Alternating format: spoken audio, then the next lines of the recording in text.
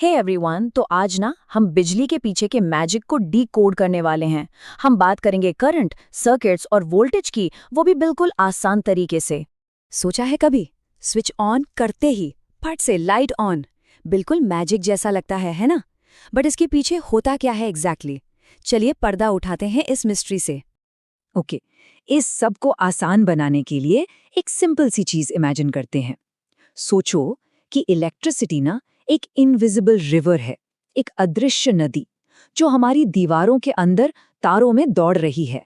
तो इस invisible river की जर्नी में हम 4 चीजों को कवर करेंगे।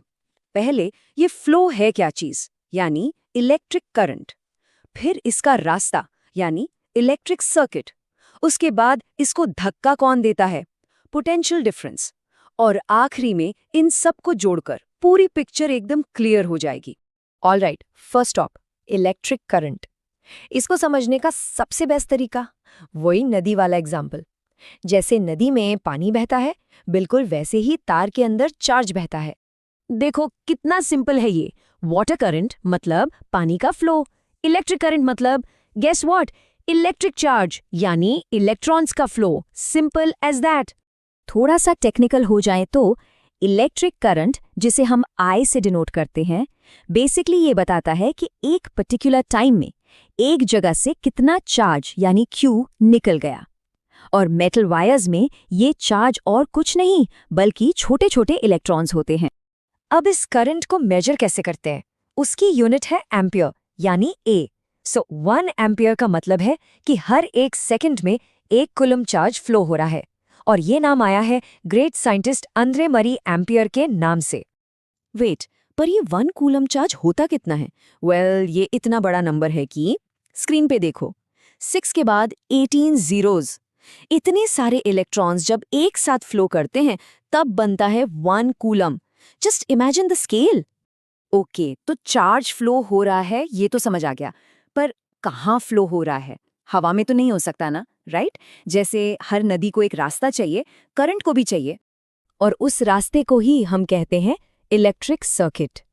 ये एक कंटिन्यूअस और क्लोज्ड पाथ होता है। यहाँ क्लोज्ड वर्ड बहुत इंपॉर्टेंट है। अगर रास्ता कहीं से भी टूटा, जैसे जब हम स्विच ऑफ करते हैं, तो फ्लो रुक जाता है, गेम ओवर। सोचो, एक बेसिक सर्किट के 4 बिल्डिंग ब्लॉक्स होते हैं। नंबर 1 पावर सोर्स, जैसे एक सेल या बैटरी। नंबर 2 द पाथ, यानी conducting wires. Number 3 the load, वो चीज जो बिजली यूज करेगी, जैसे एक बल्ब। और नंबर 4 द कंट्रोल, यानी हमारा स्विच जो इस रास्ते का दरवाजा खोलता और बंद करता है। ओके, अब आते हैं $1,000,000 क्वेश्चन पर। हमने फ्लो की बात कर ली, रास्ते की बात कर ली, पर आखिर ये चार्ज मूव करता ही क्यों है? मतलब इसे इतना धक्का कौन देता है कि ये चलना शुरू कर दे? इस कोड को देखो जरा। सोचो, एक पानी का पाइप है जो बिल्कुल फ्लैट, एकदम हॉरिजॉन्टल रखा है। क्या उसमें पानी अपने आप बहेगा? कभी नहीं। चार्ज का भी सेम केस है। राइट, पानी को फ्लो करने के लिए प्रेशर डिफरेंस चाहिए होता है, जैसे एक टैंक ऊंचाई पर हो और दूसरा नीचे। ठीक वैसे ही चार्ज को फ्लो करने के लिए एक इलेक्ट्रिक प्रेशर का डिफरेंस चाहिए।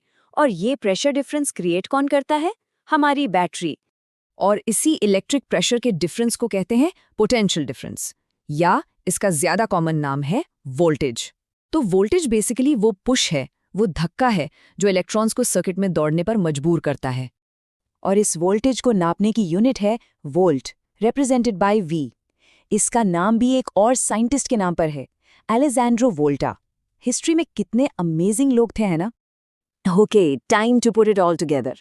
अब तक हमने जो अलग अलग पीसेस देखे, चलो उन्हें जोड़कर पूरी पिक्चर को एकदम क्रिस्टल क्लियर करते हैं। तो देखो, हमारी इनविजिबल रिवर की कहानी अब कंप्लीट है। इलेक्ट्रिक करंट, वो है पानी का फ्लो। पोटेंशियल डिफरेंस यानी वोल्टेज, वो है पानी का प्रेशर या हाइट का डिफरेंस। और इलेक्ट्रिक सर्किट, वो है पानी के पाइप्स का क्लोज्ड नेटवर्क। Simple, right? तो एक लास्ट सवाल। सोचो, अगर वोल्टेज पुश है और करंट फ्लो है, तो ऐसी कौन सी चीज है जो इस फ्लो को रोकती है, इसके रास्ते में आती है? इसका जवाब हम अगले विश्लेषण में ढूंढेंगे।